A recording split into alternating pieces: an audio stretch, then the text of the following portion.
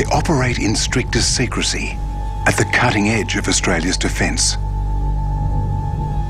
They're creative, unorthodox, and comfortable in chaos. For over 50 years, the Australian SAS has put their lives at risk, deep in enemy territory.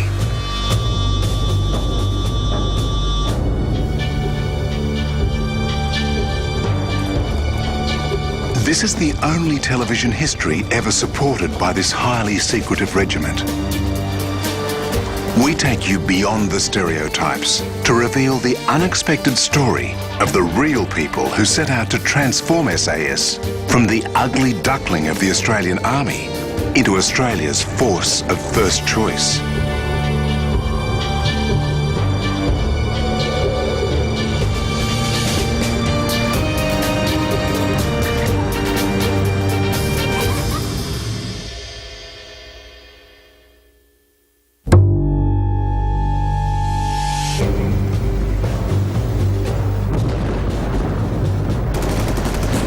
After the 1968 Tet Offensive, America planned to pull out of Vietnam. The Australian task force in Phuoc Tuy found itself fighting a war that neither politician nor public any longer cared about. But SAS would have to fight 3 more long years before Australia would finally turn its back on fighting overseas. To disguise its withdrawal from Vietnam, America applied the public relations media strategy of the kill ratio, or body count. And they would start to worry about the kill ratio. And the idea was that one Caucasian should be able to kill at least 6 or 7 Asians because of our superiority. And that, of course, completely overlooked the fighting ability of the guerrilla army and the North Vietnamese army. Kill ratios claimed that if you were losing fewer troops than the enemy, you were winning the war. But this was the grim logic of wars of attrition like World War I, the mindless metaphor of the last man standing. There became an emphasis to get virtually payback, and that's what we felt it was like, a payback style of thing. And so the top brass were really keen on how many did you get. An American general observed, "If the combat infantry had the same kill ratio as SAS, there would be no Viet Cong left alive after a year." Kill ratio claims were accepted uncritically by press, politician and public in America and Australia. But SAS knew that losing a few good officers could damage the VC far more than losing an entire unit, and that kill ratio logic could be badly flawed. A good example of this is that we had a very major ambush in 1971 where we eliminated a fairly strong portion of the command element of 274 VC Regiment. There were 2 majors, company commanders, a political officer, the Assistant Chief of Staff. The SAS squadron kill ratios were so high that SAS patrols were ordered to no longer just report VC movements, but to kill more VC, normally an infantry task. This political imperative to sustain the failing war effort made patrolling with SAS even more hair-raising.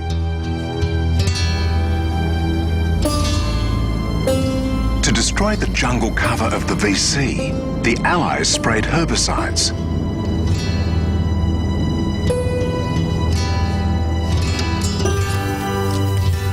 Defoliation exposed the VC, but also destroyed the cover that SAS patrols relied on. This area had very high trees, however they didn't have any leaves on them, so there was no shade, there was no wind, it was very hot, the sun was beating down on us, and we actually ran out of water.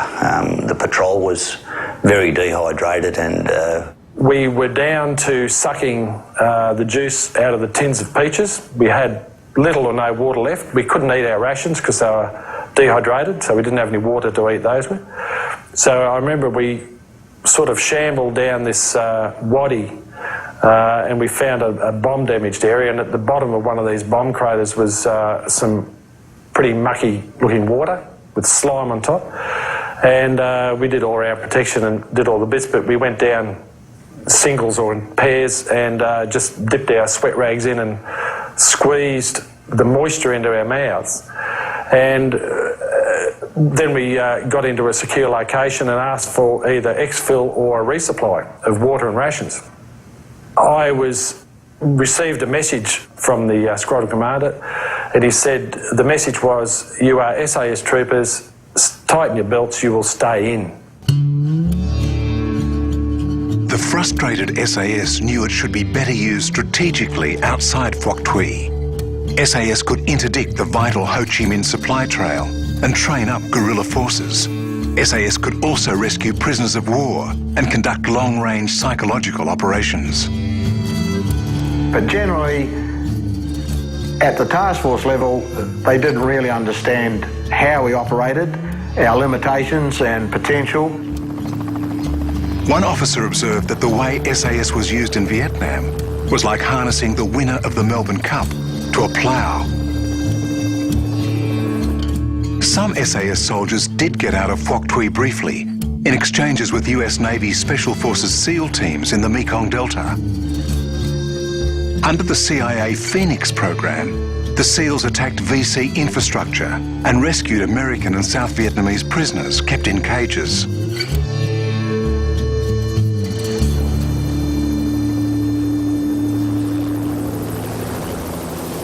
Despite Task Force ignorance of its potential, SAS did at times achieve its preferred strategic role.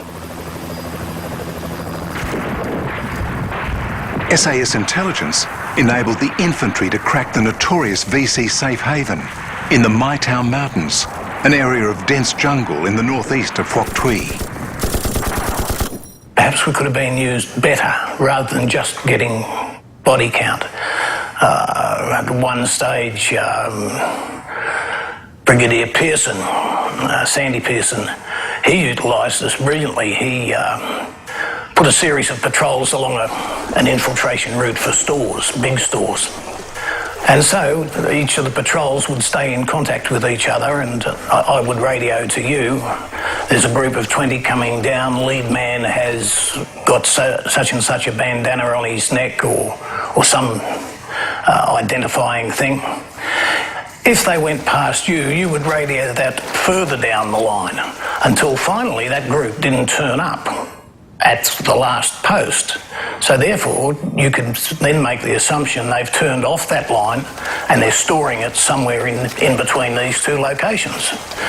And finally, a patrol led by Bernie Considine, he found the turn-off and he found a monstrous supply of stacked stores in the jungle. He's talking about 20-foot high stacks of stores. And so that technique really paid off, and we felt justified in our role there. It didn't matter that we didn't shoot anybody or anything like that. We'd found a major store supply.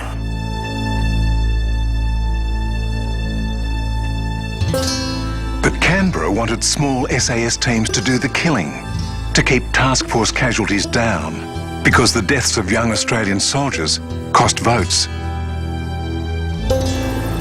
Canberra also began to limit the dollar cost of its task force, especially helicopters. They were expensive to run and were sitting ducks during SAS operations. And SAS teams were too small to fight for long before needing helicopter rescue. Patrols often had to fight the VC on the run for hours before a helicopter could be spared.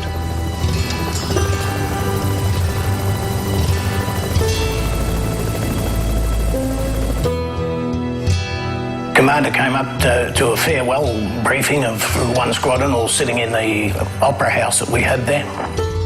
And they were expecting a pat on the back, job well done, fellas, and Godspeed home.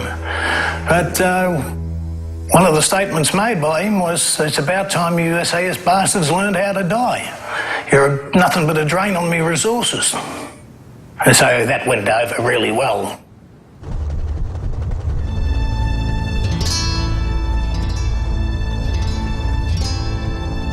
Ultimately, the intense strain on SAS of continued patrolling began to tell. Some soldiers were fighting in Vietnam for a second or even third time. We replaced one squadron. They all looked pretty buggered, pretty knackered actually, very skinny. And we looked and you could just see the tension and stress from their facial expressions. I mean, they were absolutely buggered.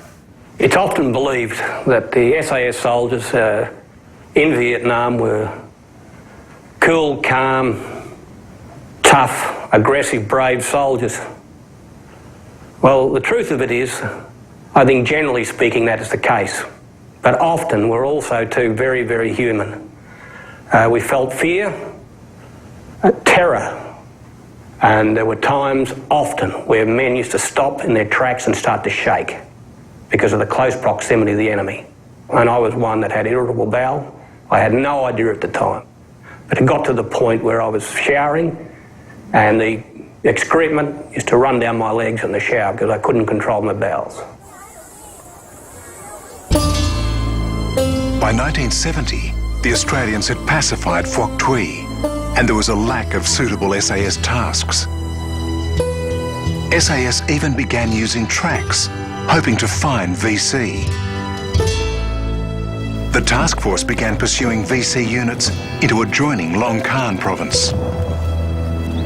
And it was apparent, I think, to us that the war, in terms of a clear outright win, military win, was probably not going to happen. It was just a matter of if and when we would be withdrawn. The unit probably wasn't war-weary in any sense, but certainly there was an undercurrent of, well, we've had a fair old bash at this and maybe it's time to move on. SAS was hugely successful against the communists in Vietnam, inflicting major strategic damage on VC infrastructure and morale with their superior anti-guerrilla warfare tactics. Although many Allied units suffered heavy casualties in Vietnam, SAS only lost a few soldiers to accidents and only one soldier to enemy fire. But as in Borneo, SAS operations were still top secret, and neither the army at large nor the public would learn for decades what SAS had achieved.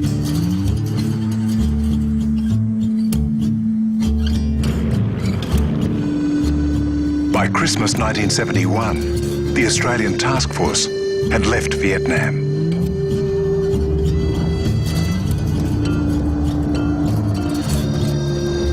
Returning Vietnam veterans were given a hostile reception by press and public, for Vietnam was now a dirty word.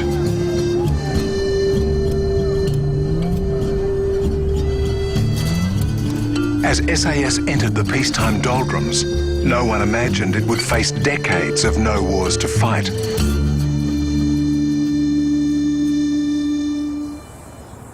Defence Force and Army were looking for the direction of what was required of it after Vietnam, and there was a vacuum. The Army went into what you might call a post-operational depression. The manpower was cut back, finance was cut back.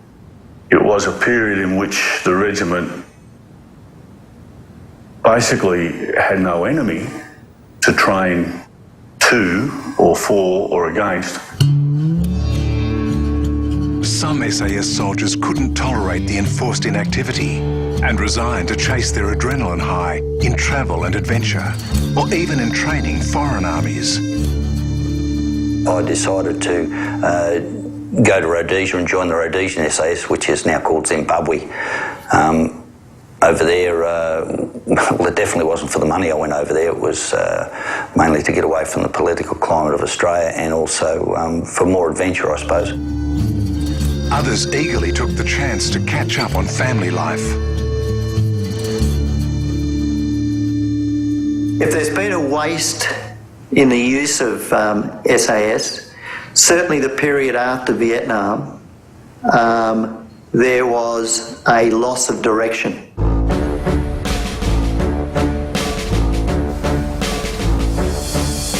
Australia now turned away from trying to fight communism on the Asian mainland. The new so-called Fortress Australia policy aimed to defend Australia against a seaborne Asian invasion of our shores.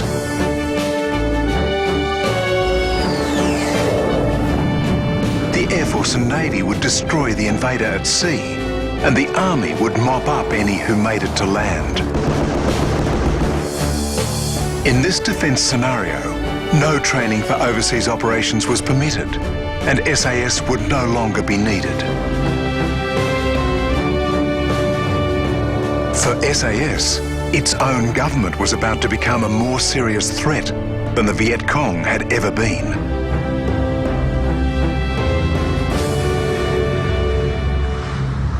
When I joined SAS in 1977, it was clear that the 1976 White Paper was placing the regiment under threat with all the downsizing that it was going to drive and this concentration on continental defence. There was a distinct belief that SAS would become obsolete, be disbanded. There would be no role for Special Air Service in the concept of defence of Australia.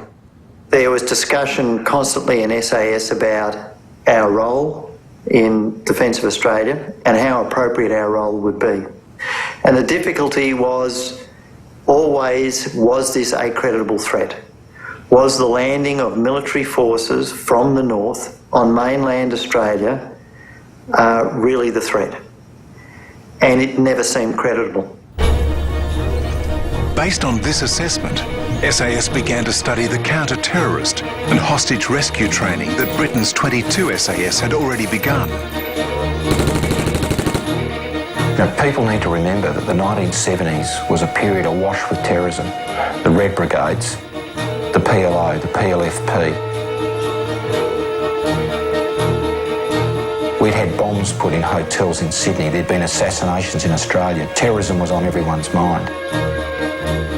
In 1970, 4 aircraft bound for New York were hijacked by the Popular Front for the Liberation of Palestine, and 3 were flown to the remote Dawson's Field airstrip in Jordan. The PFLP released most passengers, but kept 56 Jewish hostages before destroying the planes. Hijacking proliferated, and the West looked on helplessly as a new era of asymmetric warfare spread around the globe.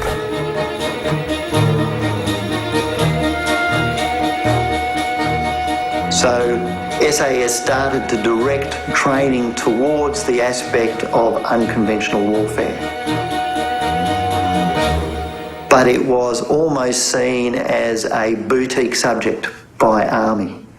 And later on, it was seen as getting in the way of the main game, which was this defence of Australia.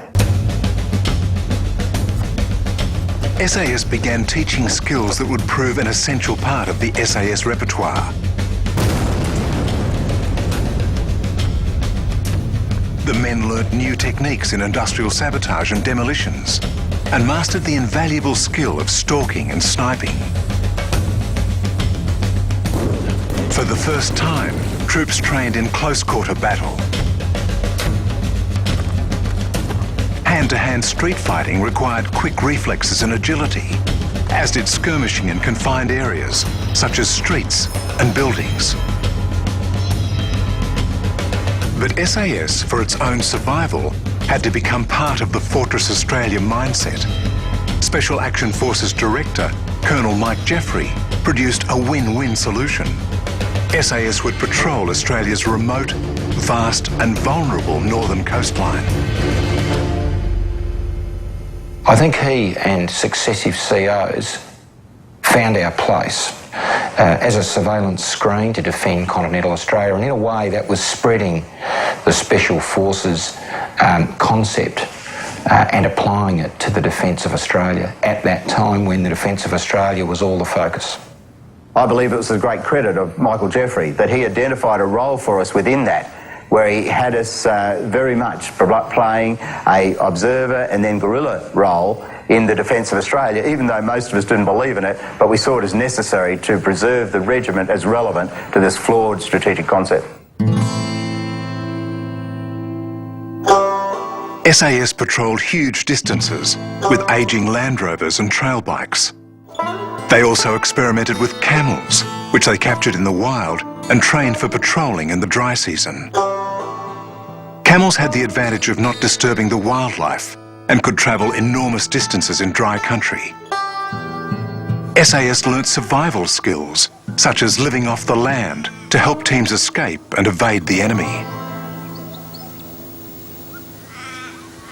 We also use Les Hiddens, the bush tucker man, to help our people develop a capability of operating in that environment.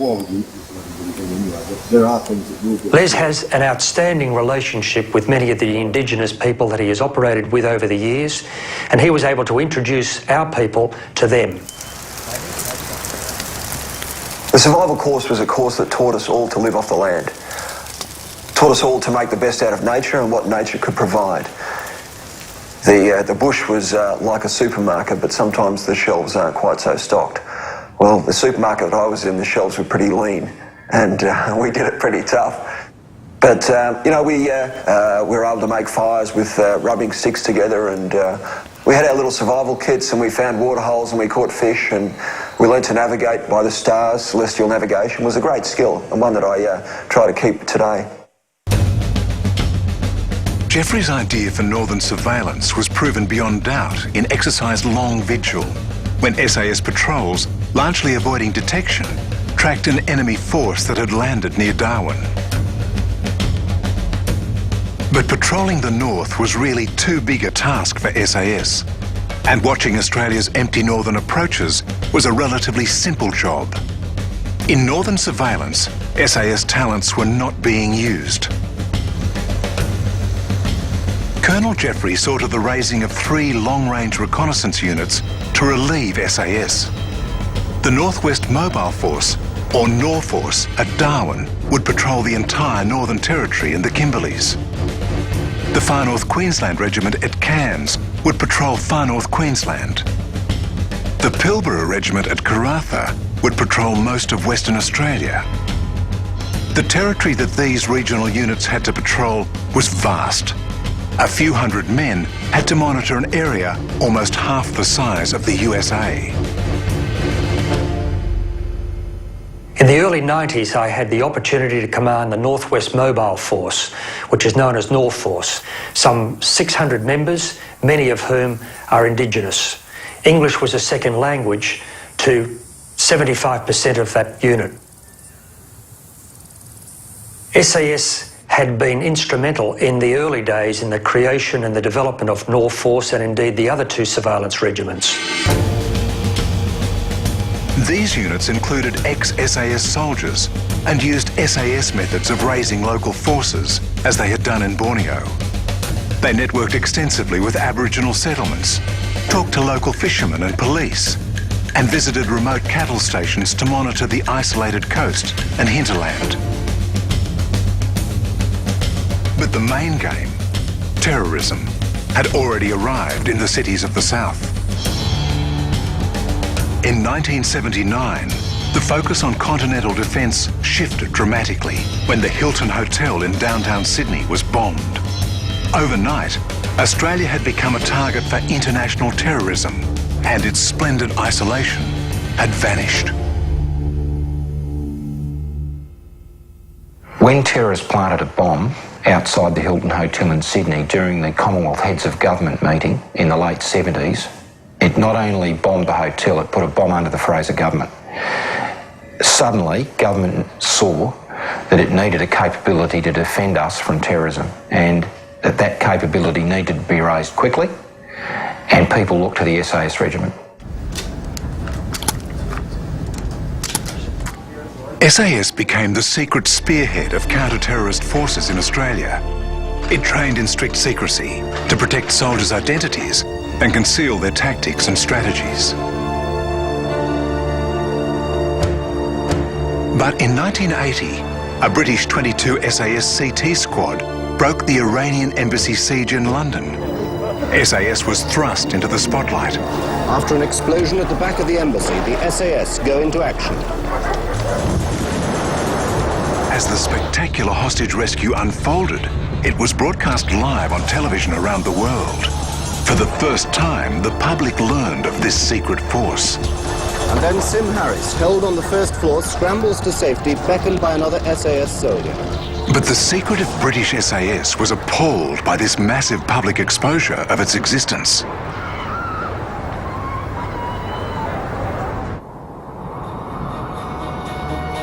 For 2 decades, terrorist attacks targeted Western commercial aviation. In 1988, Libyan agents bombed Pan American Flight 103 over the Scottish village of Lockerbie, killing all 243 passengers and 16 crew members. In 1990, Colonel Jeffrey commented that a terrorist flying into Sydney first class on a 747 to plant a bomb was a much more likely threat to Australia than an invading Asian armada. Jeffrey's assessment was not welcomed by Fortress Australia thinkers. But the climate of fear was growing in the West. Small terrorist groups could now hold powerful nations to ransom. The Australian government was finally forced to accept that merely defending Australia's coastline was no answer to the rising threat of asymmetric war, and looked to SAS to provide a solution.